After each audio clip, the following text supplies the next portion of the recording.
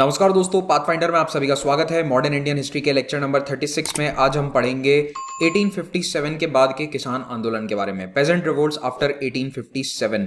आप में से कुछ लोग शायद कंफ्यूज हो रहे होंगे कि ये हम अचानक से पेजेंट रिवोल्ट्स पे कैसे आ गए। तो देखो, हमने जो लेक्चर नंबर 19, 20 और 21 पढ़े थे उनमें पेजेंट रिवोल्ट, ट्राइबल और प्रिंसेस और जमींदार्स के रिवोल्ट सारे 1857 के पहले के थे। तो इसके बाद 1857 वाले जो कुछ रिवोल्ट्स हैं वो हम आज यहाँ पर कवर करेंगे, किसान वाले। और उसके बाद हम फिर से हिस्ट्री के अंदर कौन सी थ्रेड पकड़ लेंगे, ये वाली जो हमने आखिरी छोड़ी थी lecture number 35, that was home rule league movement, जहां तक हमने पढ़ा था। और उसके आगे अब गांधी जी वाला जो एरा शुरू होगा उसको हम पढ़ेंगे नेक्स्ट लेक्चर से, लेक्चर नंबर 37 ऑनवर्ड्स। यूपीएससी 2022 और 23 की तैयारी करना चाहते हैं तो भारत के बेस्ट एजुकेटर्स के द्वारा आप लाइव क्लासेस में पढ़ सकते हैं अनअकैडमी प्लेटफॉर्म पर। यहाँ पर हर हफ्ते बैचेस बनाए जाते हैं, तो हिंदी, इंग्लिश, बायलिंगुअल सभी प्रकार के बैचेस हैं। इन बैचेस में आपको फिक्स टाइम ड्यूरेशन के अनुसार कोर्स करवाया जाएगा, तो अब आपको सोचने की आवश्यकता नहीं है कि मैं कहां पर किस टीचर से क्या पढ़ूं। Just join a batch after taking a subscription. दो प्रकार के सब्सक्रिप्शन है, प्लस और आइकॉनिक।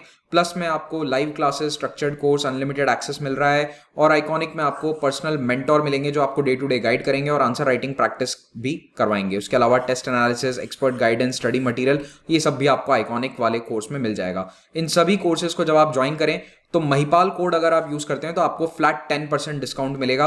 अगर आप कोड यूज नहीं करोगे तो आपको ये डिस्काउंट नहीं मिलेगा। So don't pay these prices जो आपको पहले दिखेंगी ऐप पर या प्लेटफॉर्म पर।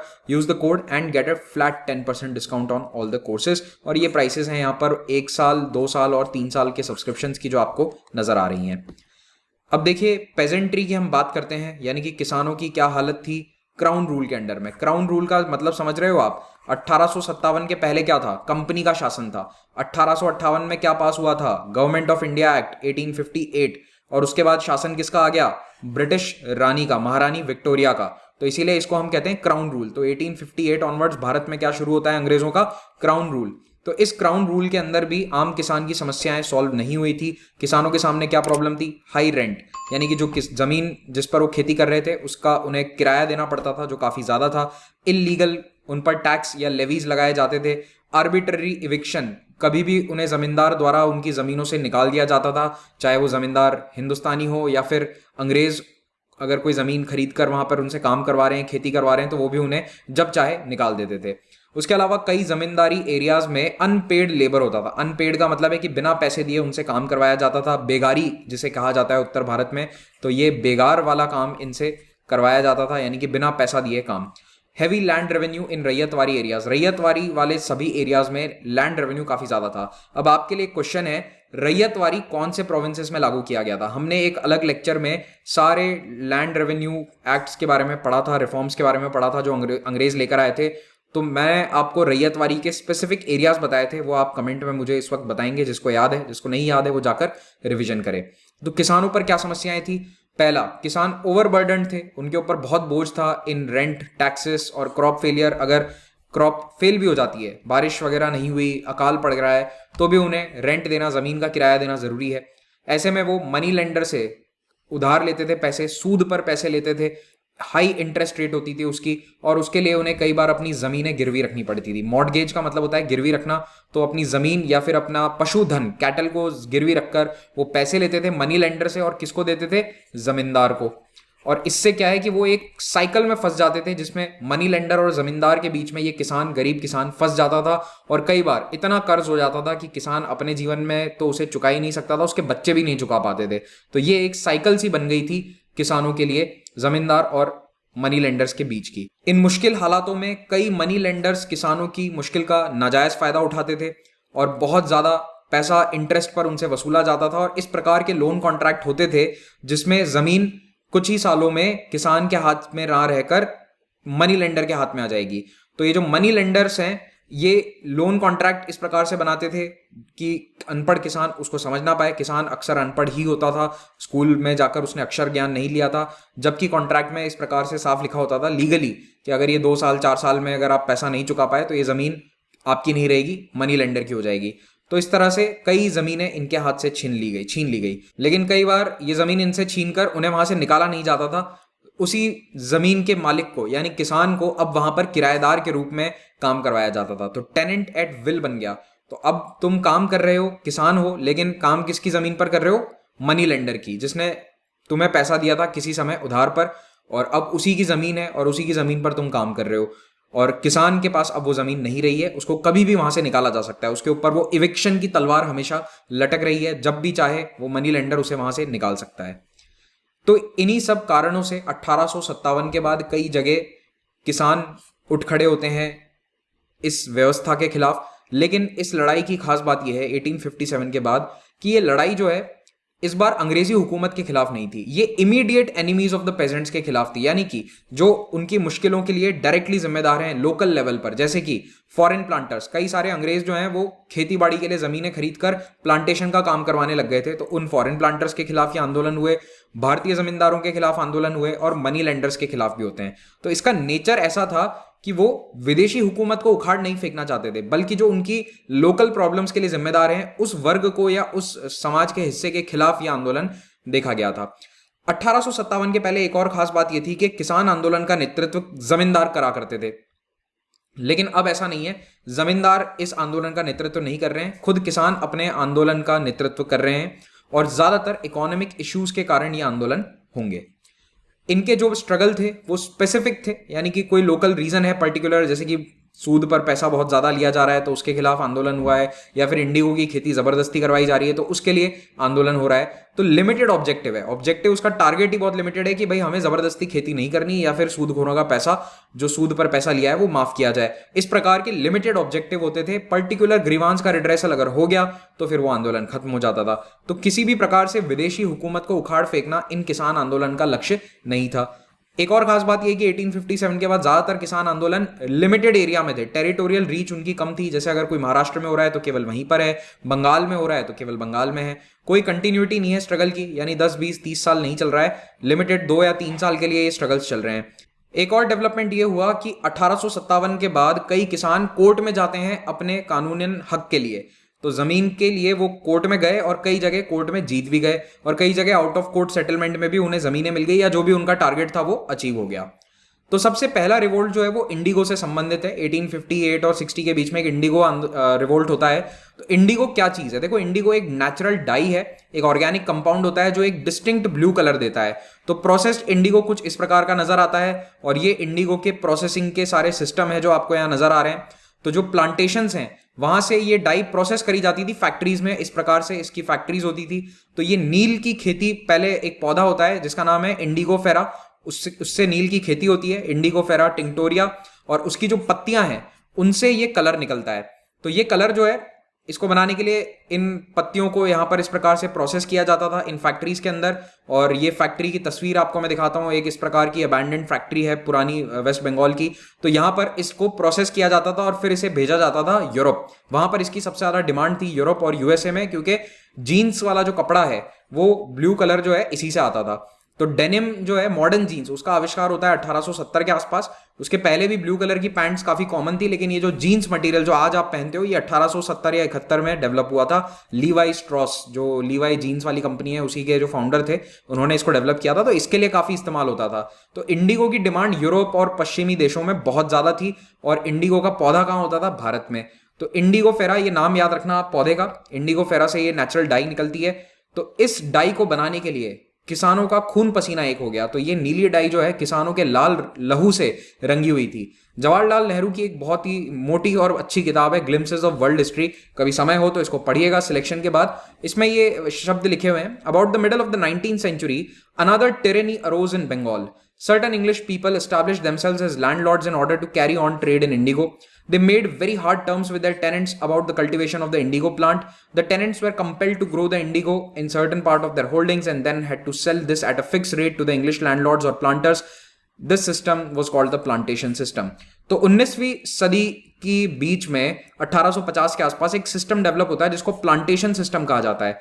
तो प्लांटेशन सिस्टम का ये मतलब है कि कई अंग्रेज जिन्होंने यहां पर जमीनें खरीद ली थी वो अब बन चुके हैं लैंडलॉर्ड्स, और वो क्या कर रहे हैं कि किसानों से, यानी कि टेनेंट से जबरदस्ती इंडिगो पौधे की खेती करवा रहे हैं। चाहे इंडिगो पौधा उन्हें नहीं उगाना तो भी उनसे उगाया जा रहा है, और ये कंपलसरी है। क्योंकि देखो, किसान तो चाहेगा कि चावल या गेहूं जैसी फसल उगाऊं जो मैं खुद खा सकूं, अपने घर में अपने घर के बच्चों का पेट भर सकूं। लेकिन इंडिगो तो कोई खा नहीं सकता, इंडिगो तो एक कमर्शियल क्रॉप है, उसको तो आपको बेचना पड़ेगा और जो भी रेट मार्केट में उसका मिलेगा वो आपको देना पड़ेगा, है ना। चावल गेहूं इनको तो आप लोकली भी बेच सकते हो, लेकिन इंडिगो की तो खरीद है वो सिर्फ अंग्रेज एजेंट ही करते थे जो कंपनियों के लिए काम करते थे। तो ये इंडिगो की खेती जो है किसानों के लिए फायदे का सौदा नहीं थी, लेकिन ये जो प्लांटेशन वाले लैंडलॉर्ड्स थे, जो अंग्रेज थे, इनके लिए बहुत ही फायदे का सौदा था, क्योंकि इसकी एक फिक्स रेट थी जिस पर ये इसे यहाँ खरीदते थे और उससे ज्यादा पैसा उन्हें देना नहीं है, लेकिन वहां पर यूरोप में जाकर उसे कई गुना ज्यादा भाव में उसे बेच देते थे। और ब्रिटिश गवर्नमेंट जो है वो इन प्लांटेशन ओनर्स की पूरी मदद करती थी। कई स्पेशल कानून पास किए गए थे जिससे कि किसानों के लिए इंडिगो प्लांट करना कंपलसरी हो गया था। तो किसान इन प्लांटेशन ओनर्स की बात माने, इसके लिए कुछ कानून भी पास कर दिए गए थे, और अगर ये बात नहीं कोई नहीं मानता था तो उस किसान को पनिश किया जाता था। इस प्रकार से किसान एक तरह से बिल्कुल गुलाम बन गए थे, they became the slaves of the planters. तो जैसा मिडीवल यूरोप में होता था, सर्फडम होता था कि वहां पर किसान गुलाम था लैंडलॉर्ड का, जमींदार तो नहीं, वहां लैंडलॉर्ड होता था। तो इसी प्रकार से वो मिडीवल वाला सिस्टम फिर से यहाँ पर मॉडर्न इंडिया में देखने को मिल गया, बंगाल के खास करके बहुत सारे एरियाज में। तो बंगाल हो गया, तमिलनाडु में भी इंडिगो की खेती होती थी, इनफैक्ट बिहार वाले भी बहुत सारे एरियाज में होती थी, झारखंड में भी होती थी जो आज का एरिया है। उस समय तो ये बंगाल प्रोविंस ही था पूरा। तो यहाँ पर इंडिगो की खेती काफी बड़े स्तर पर होने लगी थी। जब अंतरराष्ट्रीय मार्केट्स में इंडिगो के प्राइस गिर जाते थे तो भी किसान को इंडिगो ही उगाना पड़ता था, क्योंकि जो इंडिगो के एजेंट्स थे जिनको ब्रिटिश सरकार का सपोर्ट हासिल था, उनका बकायदा आतंक होता था किसानों के ऊपर कि आपको इंडिगो ही उगाना है, वरना आपके साथ बुरा भला हो सकता है, हमें कुछ नहीं पता। तो उनको परमिशन ही नहीं थी और उन्हें डराया धमकाया जाता था कि आपको इंडिगो ही उगाना है, चाहे कुछ भी हो जाए। ऐसे हालात में जब अकाल आ जाता है, जब बारिश नहीं होती है, तो इंडिगो के किसानों की हालत इतनी खराब हो जाती थी कि लाखों की संख्या में लोगों की मृत्यु होती थी। बंगाल में किसानों की आर्थिक हालत इतनी अच्छी नहीं रही। इसी माहौल में इंडिगो रिवोल्ट होता है। तो 1857 की क्रांति के 2 साल बाद ही इंडिगो खेती करने वाले किसान अंग्रेजी हुकूमत के खिलाफ उठ खड़े होते हैं 1859 में, और ये मेनली नदिया डिस्ट्रिक्ट में शुरू हुआ था और बंगाल के कई जिलों में ये फैल गया था। 24 परगना, जसोर, खुलना, ढाका, पन्हा, राजशाही, मालदा, इन सभी डिस्ट्रिक्ट्स में ये बगावत होती है। इसके जो मेन लीडर थे वो थे दिगंबर बिश्वास और विष्णु बिश्वास, नादिया डिस्ट्रिक्ट से बिलोंग करते थे। तो ये दोनों इस इंडिगो रिवोल्ट के मेन लीडर्स हैं। तो इस रिवोल्ट के दौरान बगावत कर दी इंडिगो के किसानों ने और कहा कि हम इंडिगो नहीं उगाएंगे, और चाहे आप हमारे साथ कुछ भी कर लो, फिजिकली आप हमारे साथ मारपीट कर लो, तो भी हम इंडिगो की खेती नहीं करने वाले। और लिटरली उनके साथ फिजिकली मारपीट करी गई, फिजिकली उन्हें मजबूर किया गया, इंडिगो उगाओ नहीं तो तुम्हें यहाँ से निकाल के फेंक देंगे। और कई सारे जमींदार या जो अंग्रेजी प्लांटेशन लैंडलॉर्ड्स थे वो लठैत रखते थे या लठियाल रखते थे। ये ऐसे लोग हैं जो लठ लेकर किसानों को मारने के लिए आते थे। देवर लाइक मसल मैन, है ना, प्राइवेट मिलिशिया था इनका अपना। इनका इस्तेमाल करते हुए या फिर पुलिस का इस्तेमाल करते हुए भी किसानों को मजबूर किया गया, लेकिन किसान इस बात के लिए नहीं माने। और बदले में जो किसान थे उन्होंने अपनी खुद की एक फोर्स बनाई ताकि वो प्लांटर्स या प्लांटेशन ओनर्स पर हमला कर सकें या फिर उनसे अपना बचाव कर सकें। मेनली बचाव के लिए ही था, हमला वगैरह तो इतना हुआ नहीं था, ठीक है। तो इसमें बहुत ज़्यादा हिंसा नहीं होती है, लेकिन हाँ, ये आंदोलन काफ़ी व्यापक था। तो अब ये जो प्लांटर्स हैं इन्होंने क्या करा कि किसानों को निकालना शुरू किया, इविक्शन कर दिया, रेंट बढ़ा दिया कि तुम्हें दूसरी खेती करनी है तो ज़्यादा किराया दो। लेकिन जो किसान है, रैयत है, उसने कहा कि नहीं, हम तो ज़मीन का रेंट भी नहीं देंगे। दे रिफ्यूज टू पे the rent and physically resisted eviction attempts. कई किसानों ने अदालत का दरवाजा भी खटखटाया और अपने प्लांटर्स के खिलाफ वो केस जीतने में सक्सेसफुल रहे।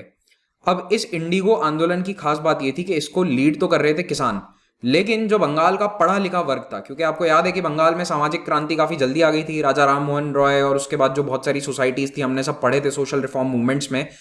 वो जो बंगाली इंटेलिजेंसिया है वो इस मूवमेंट को सपोर्ट कर रहा था। तो आंदोलन हो रहा है गांव में, लेकिन उसको सपोर्ट पूरा मिल रहा है शहरों में। तो जो शहरों के इंटेलिजेंसिया वाले लोग हैं वो न्यूज़पेपर कैंपेन चला रहे थे, मास मीटिंग्स ऑर्गेनाइज करवा रहे थे, और किसानों की जो पुकार है उसको अपने अखबारों के थ्रू ब्रिटिश हुकूमत तक पहुंचाने की पूरी कोशिश कर रहे थे और उनकी लीगल मदद भी कर रहे थे। क्योंकि किसान तो पढ़ा लिखा नहीं था, लेकिन ये वर्ग पढ़ा लिखा था, तो इन्होंने किसानों की काफ़ी मदद करी। लीगल बैटल्स में भी कई जगह वकीलों ने इनकी मदद करी किसानों की। तो ये देखने को मिलता है कि पहली बार इंटेलिजेंसिया और किसान एक साथ एक मोर्चे पर आकर इकट्ठा होते हैं। ये एकता 1857 में नहीं देखी गई थी, ये भी याद रखना। 1857 में जब सिपाहियों ने विद्रोह किया था उस समय ये वाला वर्ग उनके साथ नहीं खड़ा था, लेकिन किसानों के साथ ये 2 साल बाद खड़े थे। इसी समय एक प्ले लिखा गया है, किताब लिखी गई थी 1859 में, जिसका नाम था नील दर्पण और द इंडिगो प्लांटिंग मिरर। तो नील दर्पण ओरिजिनली बंगाली में लिखी गई किताब थी, एक प्ले था, दीनबंधु मित्रा के द्वारा लिखा गया था, और ये इतना फेमस हो गया कि अंग्रेजों ने इस किताब को और इसके बेसिस पर होने वाले प्ले को बैन कर दिया। तो ये जो नाटक है ये गांव गांव में करा जाता था, और इसी के माध्यम से ये किताब इतनी फेमस भी हो गई थी। इसको अंग्रेजों ने बैन कर दिया क्योंकि इसके अंदर क्या बताया गया था कि कैसे इंडिगो के किसानों पर अत्याचार करे जाते हैं प्लांटेशन लैंडलॉर्ड्स के द्वारा। और ये किताब जिसने अंग्रेजी में ट्रांसलेट करी थी उनको भी जेल में डाल दिया, पब्लिशर को भी जेल में डाल दिया, और काफ़ी समय तक ये किताब बैन रही थी। 1860 में फाइनली ब्रिटिश गवर्नमेंट जो है इसने एक इंडिगो कमीशन बनाया। उन्हें लगा कि नहीं, सही में दिक्कत है, इसीलिए लोग विद्रोह कर रहे हैं। तो अब्दुल लतीफ़ ने एक इनिशिएटिव लिया था, अंग्रेज सरकार को कहा था कि आप क्यों नहीं रिफॉर्म्स लेकर आते हो और इनकी बातें सुन क्यों नहीं रहे हो किसानों की। तो फाइनली ये इंडिगो कमीशन बनाया गया कि जो भी इनके साथ क्रुएल्टी हो रही है उसके लिए कुछ ना कुछ कानून लाया जाए या कुछ बदलाव किया जाए। तो इस कमीशन में शामिल थे EWL टावर, जिन्होंने अपनी कमीशन की रिपोर्ट में ये बात लिखी थी, not a chest of indigo reached England without being stained with human blood. Bengal के किसानों के खून से सनकर ये इंडिगो इंग्लैंड पहुंच रहा है।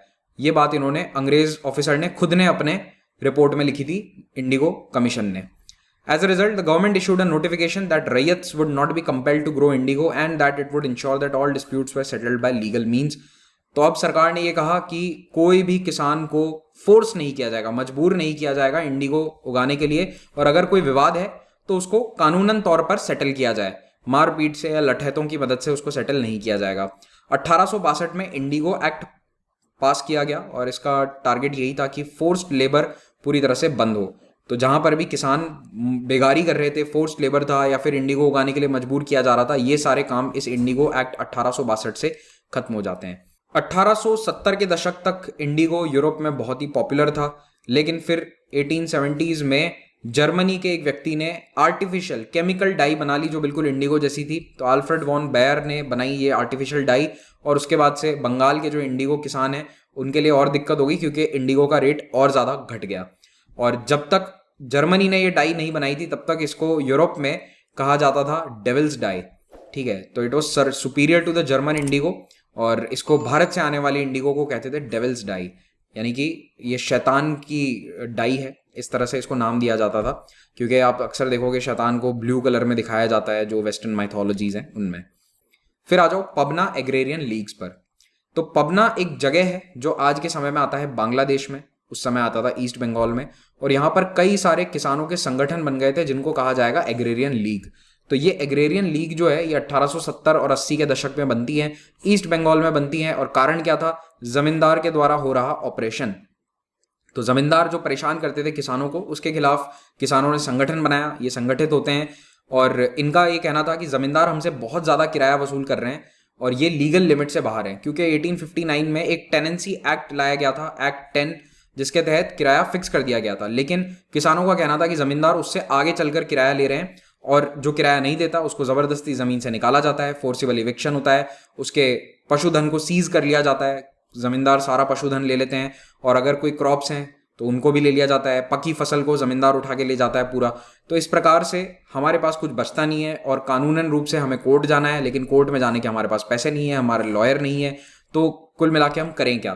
तो इन्होंने बनाई अपनी एग्रेरियन लीग, पबना के किसानों ने, और आंदोलन करना शुरू किया। तो ये है पबना जो आज बांग्लादेश में आता है।